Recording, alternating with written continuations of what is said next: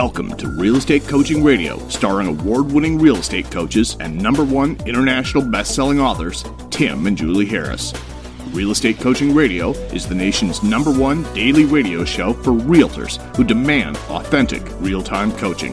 Get ready for fluff-free, unfiltered, full-strength honesty about what's truly working to get you into action, helping others, and making money now in today's real estate market. Now to our hosts, Tim and Julie Harris. 3, 2, 1. Hey, we're back. I have to say, I'm kind of surprised the number of people who listened to yesterday's podcast. It was through the roof. I guess you guys liked the topic, which I appreciate. And Julie, the topic of yesterday's and today's podcast is? It is never, ever say these things to yourself. Yeah, that's right. So giving you the actual list. Right. So these are things that people sort of subconsciously, mostly, you just sort of say them under your breath, or even worse, they've become thoughts. And these things are sort of things that you've normalized, these thoughts and these, the behaviors that come as a result. And so what you're experiencing sometimes are the unfortunate side effects of basically carrying around a bunch of really negative thinking about yourself and your potential, and you're not recognizing that you're having those thoughts. And furthermore, you're not recognizing the actual negative effects it's having on you, or those thoughts are having on you. And so we went over, I think, 4 or 5 of those points yesterday. And today, Julie, why don't we just jump right back in? Did you do, I had to go to Premiere, so did you do There Isn't Enough Time in the Day? No. What was the one right before that? I Can't Afford That. We did do that. Yeah, we did do that. So yes, the next one, Julie just said it. Okay, so I think that's number 5. There isn't enough time in the day. Boy, I hear that on virtually every coaching call from virtually every person that's in real estate. I actually just had that conversation with an agent not too long ago. And so I think that part of this is creative avoidance. Part of it is laziness of not, can you control time? We could talk about whether time is even a real thing or not. But ultimately, your tasks that are supposed to happen today will grow to the time that you allow them to. Well, this is very similar to the first point, which was I'm too busy. And the thing with I'm too busy and there's not enough time in the day being that they're very similar. The way that they're dissimilar is the I'm too busy person is just really not even trying to get started. They're just looking for an overarching, reason to procrastinate and just effectively be lazy. There isn't enough time in the day person is usually a more less advanced procrastinator, let's say. They're trying to get things done, but they just basically convince themselves that they can't get done the things that are going to be the most important for them every day. And those would be the things that obviously put you in a position to help people and make money. So where do you go with that? If there's not enough time in the day in your mind, you're never going to have enough time to do the most important things. So trying to change that way of thinking is very difficult because it's also become a lifestyle. So what we'll suggest that you do, as opposed to trying to change the thinking, change the behavior, and then the thoughts will change as a result of the behavior changing. Prioritize your day around the things that are going to put you in a position to help people and make money, and then stop doing the things that aren't going to provide that same outcome. And we've helped you to understand where your focus needs to be with the Real Estate Treasure Map. We've created that for you. It's free. You can download it. And all you have to do is text the word Harris, Harris, to 31996. Text the word Harris to 31996. And it'll take you through the whole process of helping you prioritize where your efforts need to be. So there's not enough time in the day is usually because it's not because you need to be more rigid and schedule yourself. Truthfully, guys, and all the coaching clients I've ever had, which is tens of thousands at this point, the number that I had that would actually stick to a schedule even 50% of the time was probably like maybe, a total of like 4. Yeah, it's fantasy land. Yeah, it's fantasy land. But you can't have daily minimum standards that override your thought that you need to be overscheduled. So the whole time block thing is sort of like this nice thing that maybe happens if you're, in the military, or certainly happens when you're in school. But after that, it's very difficult to have a time block day because you have to prioritize the urgency that often, crosses our desks in the form of the needs from our buyers and our sellers. And so it's you can't really, with an urgent lead that came in from a prospective fantastic seller, you can't really say, well, listen, I'm only returning calls between 3 and 4. I mean, whatever's going on in your life, you're going to have to prioritize that urgent lead. So what we are advocates of, as opposed to really being overly focused on time blocking, yes, get up in the morning, yes, have some resemblance of a schedule where you work out and things of that nature. But definitely have a list of minimum standards that you're going to do every single day. And those minimum standards are the things that are going to put you in a position to help people and make you money.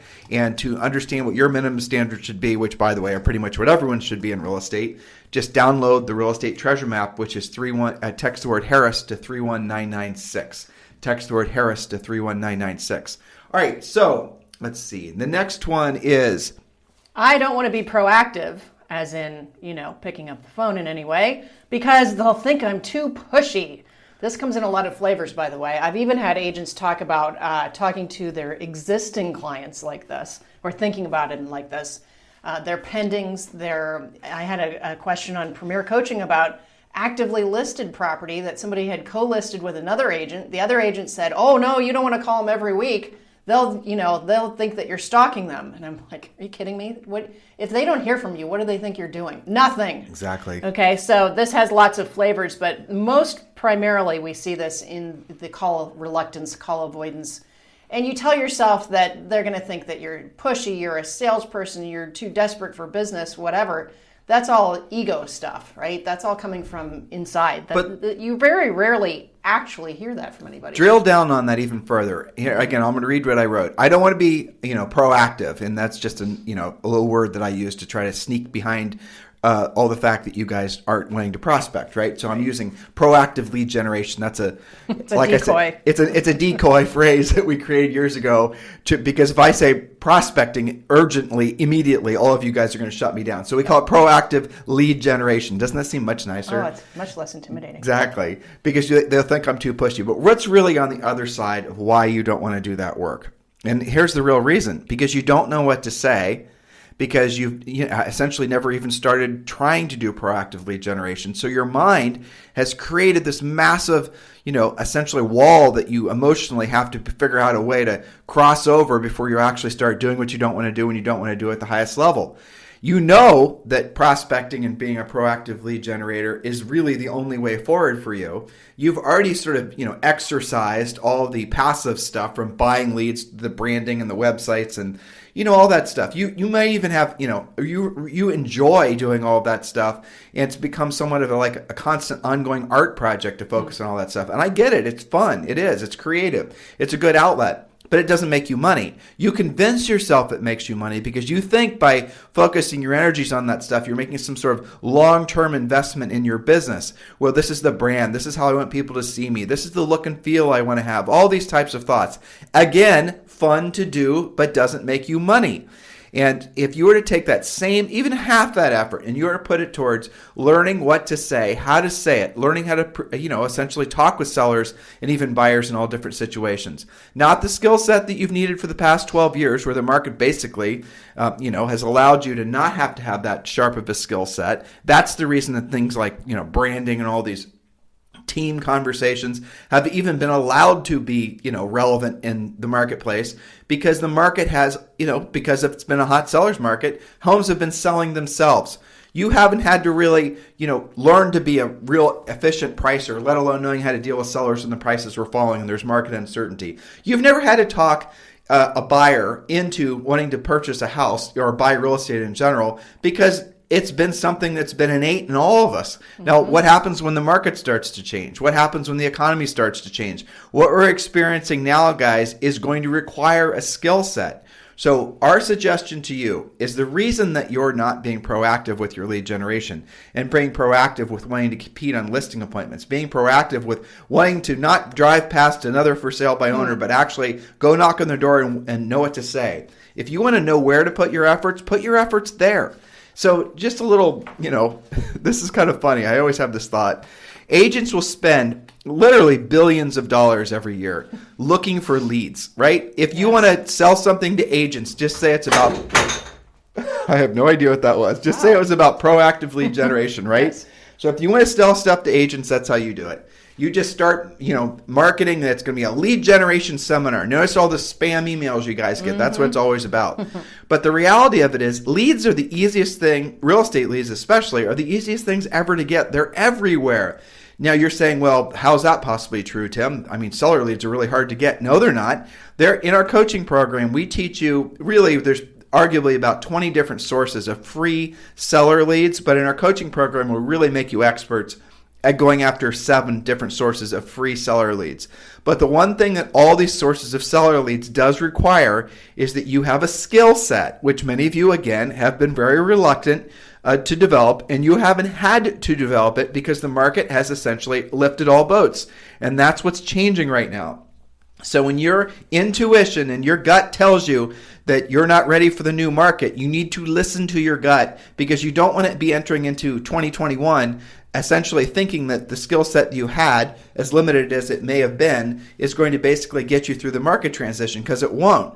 We continuously come out with more articles on our main website, timandjulieharris.com, sharing with you guys not just our predictions, but pretty much all the leading experts now with regards to what they feel, essentially property values are going to do next year. And there's no doubt we're going to be in a corrective market cycle. Prices are going to fall. Do I think they're going to fall off the cliff? No, I do not. Do I think it's going to be 2008 again? No, I do not. But prices are going to fall over a protracted period of time because of all the government intervention. Mm-hmm. So stop telling yourself that you are fearful of seeming too pushy. That is just your excuse to not know what to say. If you knew what to say to that for sale by owner, opposed to driving by, like, oh, I don't want to knock on that door because I don't want to seem too pushy. But if you knew what to say, and you knew how to say it, and you are excited about the opportunity to help that seller sell the house, you would never let yourself drive past another house. No, it's the most logical thing an agent can possibly do. There's somebody with their hand in the air with their phone number in front of their house. But that's the point, okay, though. And you allegedly sell real estate for a living. Doesn't it make sense that you probably should talk to each other? But isn't it just, honestly, you can't, it's bonkers. I've tried to work my mind through this over the years. Why is it that, it's obviously because agents don't want to just basically be made to feel uncomfortable ever. Well, that's the only reason. Yeah, but guys, you are buying leads. If you want to know how to basically be successful long-term in real estate, learn how to be a listing agent.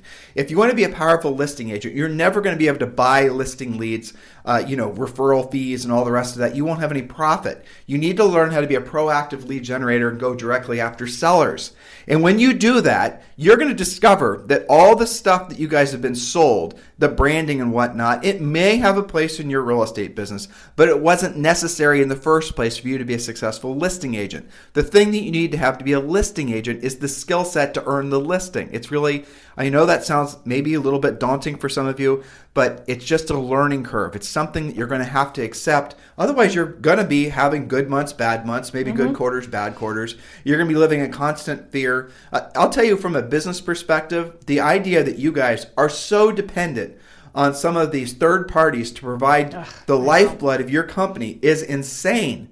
So if you are doing SEO or you're doing video marketing and you're building a YouTube channel and you're on Instagram and you're doing all these things that are all these trendy things that people tell you that's the newest, greatest thing. I got a spam from one of our competitors and he was talking about this, summit that he's doing in September and he's going to have Gary Vaynerchuk there. They're all talking about the newest, greatest, craziest. What the hell? What a waste of time. Gary's a very good speaker, no doubt. And I believe what he's saying is very interesting.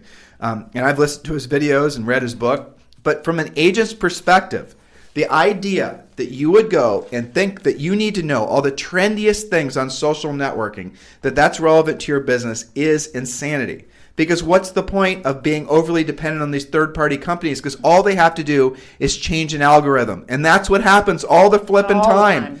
So Instagram, that you guys are making these videos, or you're investing in video, or all this other, whatever you think is going to basically build you a good long tail following and create leads for you over a long period of time. All it takes is one of these tech companies to decide to slightly, deviate the existing algorithm, and they don't announce it, they just do it. Or, for example, remember when SEO was a big deal, and then all of a sudden Google started doing what they called people called it Google slaps. Well, that kind of screwed all the people that had spent all this money trying to do, SEO just instantly over 90 days. All these agents and brokers that had spent probably millions of dollars on SEO just gone. And that's the problem with being dependent on all these third-party companies. That's the reason ultimately the one thing that won't be gone with a snap of your fingers is your skill set. That's the reason ultimately you have to develop that first. Next point, Julie. Yeah, that's right. Okay, so this one I think is the most the point where I go, well, so what? Life isn't fair. Yeah. Well, duh. Okay, I would have liked to have been 2 or 3 inches taller, I would have liked to not have to watch what I eat to be my perfect weight without thinking about it. I could go down a list of 100 things that just aren't fair. So remember, guys, the point of this is never ever say these things to yourself. So if you say life isn't fair, what are you really telling yourself? What's the thought that comes subconsciously after you say that to yourself? Well, you're blaming life, not yourself. Right. You're not taking responsibility. It's not my fault. Life isn't fair, so I'm not even going to try. Life isn't fair, so I'm not going to learn that script. Life isn't fair so I'm not going to even try to get in good shape. Life isn't fair, so I'm not even going to try to be financially free. Right? You see how that life isn't fair thing, which people say all the flipping time, how absolutely dangerous that is. Next one, Julie. Yes, that's right. Okay, so this one we could do a whole podcast on. We have. I'm too. Okay, so think about the personality styles, DISC, driver, influencer, social, communication. These are the 4 personality styles. I'm too, fill in the blank. Any of those 4 will do. I'm too analytical. I'm too much of a driver. I'm too much of an S type. I'm too much of an I type. I can't do that because it's not my personality. Right. And if you guys want to know what your personality, first of all, there's 2 sides to this coin. So the personality stuff in itself is pseudoscience, which means it's not real. A lot of you think, or at least if you've come primarily up in the Keller Williams, that educational system, you don't understand that DISC really is not real. It's just pseudoscience. Pseudoscience is a classy way of saying fake. So it's not real. With that said, it does have some use to it. It does have some use. It's kind of like a guide, but it's definitely not a real science. Well, what it does, I think that the benefit of it is it causes you to be a little bit more introspective about why you're not more versatile. That's the benefit of it. That is the whole point, is teaching you to have versatility to work with a multitude of different people in different situations instead of saying, well, it's just not my personality. We're not clicking. I only work with people who are just like me. So there is a place in the world for it, but people take it way, way, way out of context.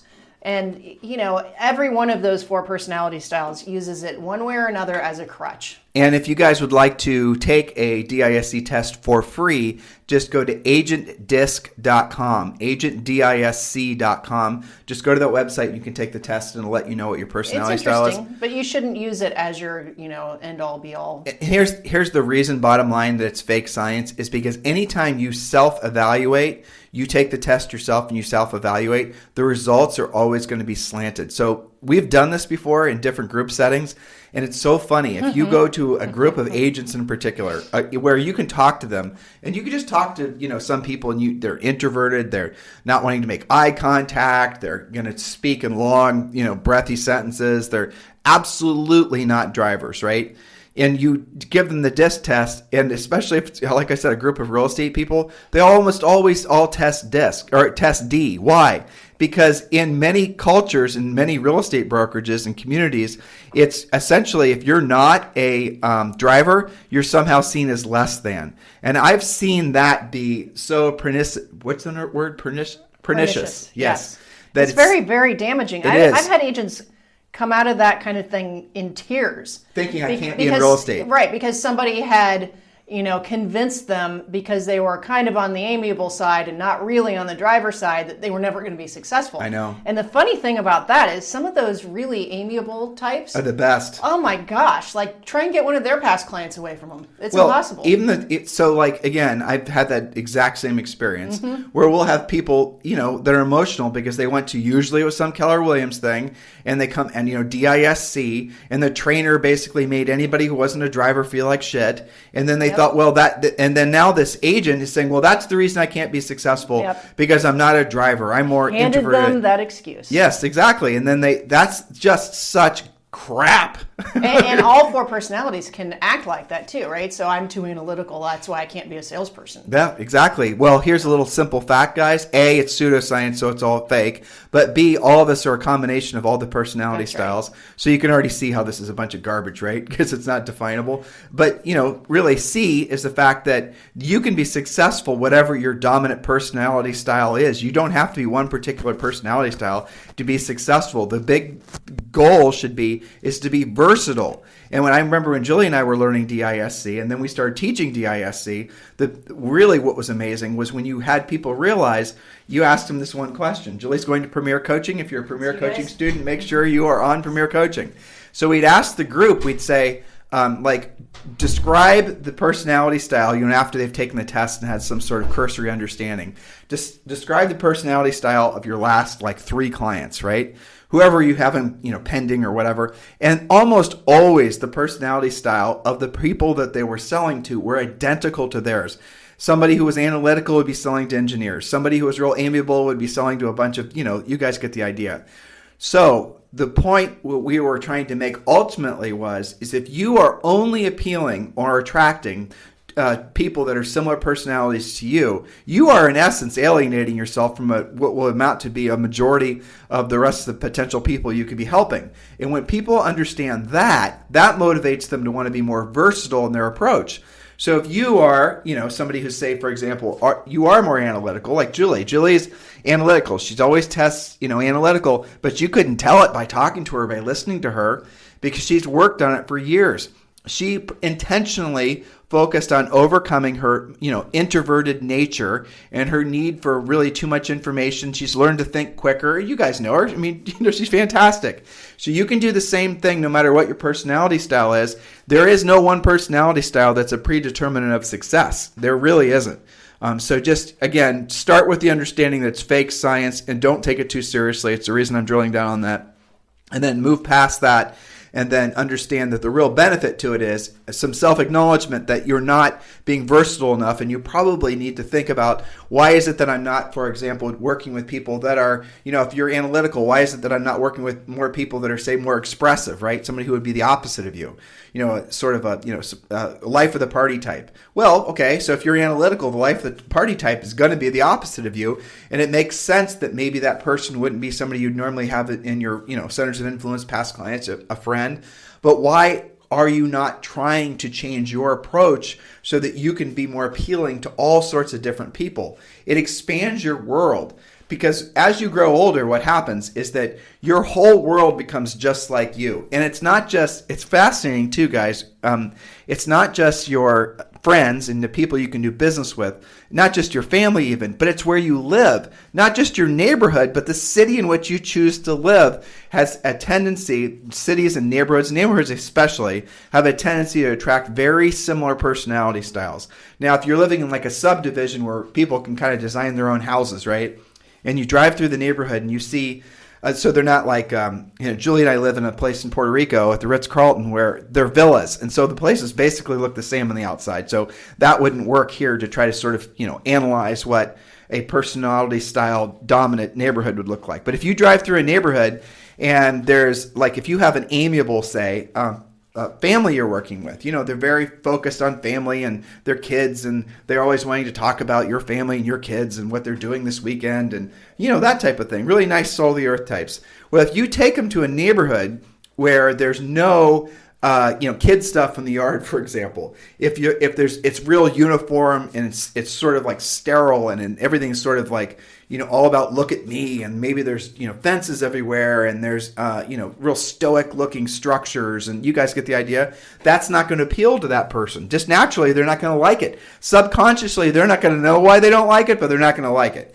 Whereas if you take them to a neighborhood where they're going to be, a park, everything's centered around parks, and you see kid junk in people's backyards, and you see kids rolling around on scooters, and you guys get the theme here. That's going to be a good match for that person. And as far as your ability to sell to that type of person, if you're, say, for example, more inclined to be the stoic sort of, drilled down, tall fences type, if you're not knowing how to change your approach to be more appealing to the person that wants the more amiable lifestyle, then you're not going to work with them. They're not going to work with you. You're going to have some thing about them where you're going to say, well, we didn't click, or I didn't like them, or they didn't like me, and you don't quite know what or why. Or maybe it's a listing appointment, and then you lose the listing and you rationalize, well, I lost that listing just because they must have had, known somebody else, had a relationship. The other agent who beat me had an unfair advantage. But the reality of it is that you didn't get the listing because you weren't versatile enough basically to gel to what was important to them, right? So I like to, I talk fast, right? So if I'm talking to somebody who's amiable, and some of you guys have had direct calls with me before, I don't talk fast. I'm going to try to figure out how are you communicating with me? Are you a more analytical person? Are you using essentially choosing more words, being more descriptive? Are you just different little clues that basically people leave as to how they are with regards to the personality stuff? So I'm going to adjust my approach, and I've done it for so long I do it without thinking. Sometimes I have to check myself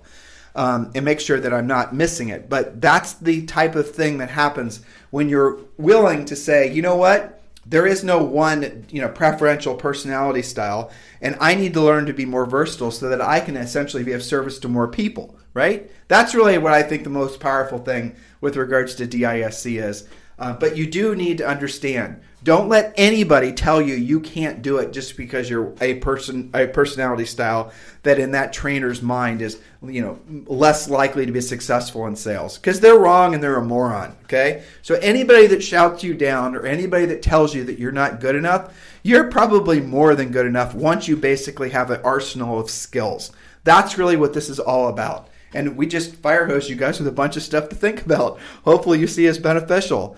Guys, we're going to continue to plod along, and we're going to do everything we possibly can to help you guys through this transitioning market. It does not have to be scary. It can be exciting. It does not have to be something you can live with, that you have to be fearful of. It can be something you're excited about. You just have to change your approach and stop believing that you're not capable of doing extraordinary things because of this market. Guys, the market needs you. Your buyers and your sellers in your neighborhood, in your community, your family, your friends, they desperately need you to have the skill set to help them. They don't know it yet, but they're going to in a year, okay? That's what's going to happen. They're going to cry for you to help them in different ways. And if you have those skills, you guys are going to experience such levels of success you can't imagine it. But it is going to take you admitting that some of the things that you've been spending your time on probably are not where your time should have been spent, and certainly not where your time should be spent going forward. And that's going to be a bold step for a lot of you, because you're so married to believing that things are going to return back to normal. They're not. Essentially, guys, we're in a completely new world. And I don't like it, to be honest with you, any more than many of you. I really don't, but it is what it is. It's, I'm so tired of Julie giving me these hacked up COVID haircuts. When I've got one now, and I've got a pretty defined bald patch on the left side of my head, which I noticed in the mirror this morning. It's like, okay, at some point I have to, have a hair place open so I can go get my hair professionally cut. All of us have had to suffer some little indignities as a result of COVID in differing levels and differing degrees, right? But understand, guys, at this point, things are not going to go back to whatever normal was. We can mourn it, we can miss it, we can talk about it, we can all the rest of it. But at the end of the day, it's not coming back. And so the new normal is going to be abnormal. We coined that 120 days ago, and I guess we were right, because doesn't it feel abnormal? It does. And it's just going to get more intense as this year, especially in the next year, intensifies, because we're going to start experiencing all the unintended consequences of all the COVID bailouts. All the financial tinkering that's been going on is going to come home to roost. It is inevitable. So who cares? You can be equipped for it. You can be ready for it. You can be financially prepared for it, because you know how to solve other people's problems. You guys get the opportunity here. Am I helping you, hopefully, to see a bigger, brighter future for yourself? I'm trying. Let me know, guys. Hey, listen, we need your help. Give us a 5-star review on iTunes. Our podcast is going to the next level. I just looked at this morning. We've picked up since the beginning of the year. The podcast daily downloads has tripled. This continues to be the number one listened to daily podcast for agents. I say in the United States, but I was looking at statistics yesterday. We've got listeners in Poland now. We have listeners in the Czech Republic. We have listeners in Saudi Arabia, in the United Emirates or whatever. I mean, we have listeners all over the world now. That's incredible. That really excites me. And I have to also say it challenges me too, because I have to make sure that Julie and I know the markets where all of you guys live, so that we can continue to produce content that's relevant to your market. And obviously we are. You wouldn't have discovered us in the first place. So do us a favor, and please do this. Go to iTunes and give us a 5-star review. If you're on Spotify, you're on Stitcher, or whatever else, same thing. Do subscribe to the podcast too. Julie and I produce this podcast 6 days of the week. We take one day off. And when the newest show gets produced, we then will, obviously the systems automatically tell you guys about it. And the second show of gratitude I have for all of you is thank you for continuing to make our book, Harris Rules, such a huge success. It's on Amazon. It's on Barnes & Noble. It's available on Audible now. You can download it. You can listen to it. It's really an honor to be sharing our a lifetime of selling real estate and coaching with all of you in such a high level. And I'm so grateful when you guys are letting us know how we've helped you through emails or texts or saying nice things on iTunes or just all the different places we are. It means the world to me to know that I appreciate you saying thank you, but we're really as special is when you say thank you and you say what you learned or how your changes that you put in place since you've been part of our family, what the effect that's had on your life. That's really the truly meaningful thing to Julie and I. Believe it or not, it's not the money. It's not fame. Fame is something we don't even seek. It's not something we're interested in. It's not a conversation we have. It's the knowing that we're actually helping. That's really what drives Julie and I with the absolute most motivation. So do share the podcast. Thank you for being such loyal listeners to all of us. We have tens of thousands of you that download and listen and stream this every single day. Share this with as many other agents as you can. Help us put the word out. What we're hoping to have this become, what we're talking about, is a movement that's going to be something that is beyond just our coaching business or beyond even our book or our podcast or any of the other things we've done. This is a movement to try to save as many agents from essentially the misery that is inevitable if they don't adapt and if they don't change. That's how we feel. What can we be saying? How can we be saying it? How can we be broadcasting and announcing and warning everyone at a higher level that the changes that are coming will result in misery for many, but it's voluntary. And at this point, you have time to learn. At this point, you have time to adapt. But what comes next, guys? And look, I know this sounds fearful, but you should be fearful if you're not prepared, right? If there's a storm coming, and and living here in Puerto Rico, trust me, we've become very tuned in to being very aware of the environment, right? So if there is a hurricane that's coming, we're going to make sure our generator has diesel fuel. Well, we didn't even have a generator when we moved into this place, not even a year ago. So we had to buy a generator. Well, we have food reserves. Now we have a 600-gallon cistern. We're doing all these things in anticipation of the worst case. Because when a hurricane hits Puerto Rico, electricity goes out. When a hurricane hits Puerto Rico, the water stops working after not too long. You guys get the point here? So we had to prepare. And yes, we're prepared with food, and we're prepared with medicine, and we're prepared with a good network of friends and professionals that can help us out if we need help. Are you prepared? What are you waiting for? I'm not waiting around for the hurricane clouds to literally be hanging over the ocean and sort of saying, oh, you waited too long. Now you're going to basically be living in the dark ages for us, however long, could be a week, could be a day. After Maria, everything around here was shut down for like 90 days, and that was best case scenario. Some places were without electricity and consistent water for like a year. Think about that. Well, the same thing can be happening to you, not hopefully from something like, a horrible hurricane, but it can happen to you because you had some sort of financial hurricane hit your own personal shore. You can prevent that. But what are you doing now to prevent that? It's interesting, isn't it? I know not all of you we're going to reach in time. I know some of you are going to wait around to see if our predictions are right. Well, understand they're not just our predictions. Pretty much the brightest minds, and it doesn't matter what side of the political fence you're on, more or less, essentially the most reliable people with regard, Ray Dalio, for example, and all these other people, CoreLogic, and all these companies that we all trust inherently to provide really unbiased, logical information about the market, they're all predicting the exact same thing. To differing degrees, there's going to be a market cycle that's going to be very akin to what it was like in 2008. Will not be a precipitous drop in prices. I'm not predicting that. Julie's not predicting that. No one's predicting that. But it's going to be a change that 99% of you listening to us right now have never lived through, have never essentially had to know how to survive and thrive in a market like this. So when that hurricane hits your shore and you're not ready, and then you're going to start sweating and figuring out that you should have been moving faster, the diesel is going to be sold out. Your generator is going to be dry. You guys get it? So that's what we're trying to do. And yeah, we're going to sometimes have to lean a little bit on the fearful side of things to get you to listen. And then a year from now, you'll thank us, right? That's what we know is going to happen. How do we know it's happened? Because we've been through similar cycles like this before, and we were always a little bit ahead of our skis every time, and we were always right. These things are always predictable. What happens with the regards to people's behavior, predictable. All this stuff has happened before so many times through the generations, guys. And look, you can thrive in this market. Matter of fact, you can thrive because of this market. If you want inspiration, I'll give you some inspiration. Look at eXp Realty. And eXp Realty right now, I would say almost partially because of this market, is growing at such an amazing clip. They are adding this month alone, they're going to add 2,000 agents. You guys, let me put this in perspective. So eXp Realty, as of last month, I think had 31,000 agents. They're going to end up this year with probably, who knows, right? 40, 45,000, maybe 50,000 agents. This isn't a time when virtually I don't know of a single other real estate brokerage which is growing.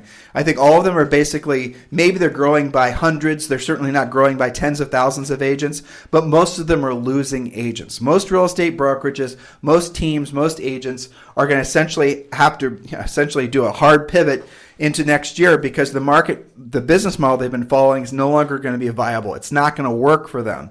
That's scary, but it's true, but you still have time to change. So when you look at eXp Realty, they were built for a market like this. It's so exciting for Julie and I to be part of that company, to see that, there's a problem that, right, that everyone else in the brokerage business is now just discovering that eXp is basically solved years ago. And all these online, eXp is an online real estate brokerage, and all their technology is already evolved. They didn't have to pivot. They were already there. The internal saying at eXp right now is, we were built for this, right? And it absolutely is true. So if you guys want to talk with me directly about being a partner with Julie and I in our eXp our team, please do consider texting me directly at 512-758-0206. We're genuinely excited for those of you who are actually going to be moving forward and understanding that this market presents unparalleled opportunities to be of service to others. But we're generally fearful for those of you who are going to resist the change because you're going to be ill prepared and you have no plan B, most of you. There's no one's going to bail you out. There's going to be no government program. There's going to be no stimulus program. There's going to be nothing. You're going to be essentially left with essentially a skill set that's going to be irrelevant. And then what's going to happen? Even if I'm 50% wrong, wouldn't you guys, is it still a risk worth taking? Maybe your market is somewhat immune to the changes that are coming. Maybe you're positioned perfectly in the marketplace, and that's fantastic. But are you telling me you really do know how to deal with distressed real estate? Are you telling me you really know how to have conversations with, sellers where they're still attached to the previous market's pricing, and in this new market, the house is actually worth less than maybe they paid for it? Are you really telling me you have all those skill sets? Some of you do. I know it. Some of you guys have been in the business forever. Longer than Julie and I. We've been in the business for over, it's like 20, I don't even know how many years. I don't want to think about it, right? But most of you, 99% of you, you don't. So what I'm telling you is the truth. And you know it. So text the word Harris, Harris to 31996. Not only will we text you back a link to download those books, but you'll also be entitled to a free coaching call. If you need me for anything, guys, at any time, I always love the feedback. Good, bad, and different. 512-758-0206. You guys have a fantastic day. We'll talk to you on the show tomorrow. This program has been a presentation by Tim and Julie Harris, Real Estate Coaching. For more information on our real estate coaching and training programs, visit our website at timandjulieharris.com. Remember to tune in weekdays at noon for upcoming shows. And until next time, thank you for listening to Real Estate Coaching Radio with Tim and Julie Harris. This podcast is a part of the C-Suite Radio Network. For more top business podcasts, visit c-suiteradio.com.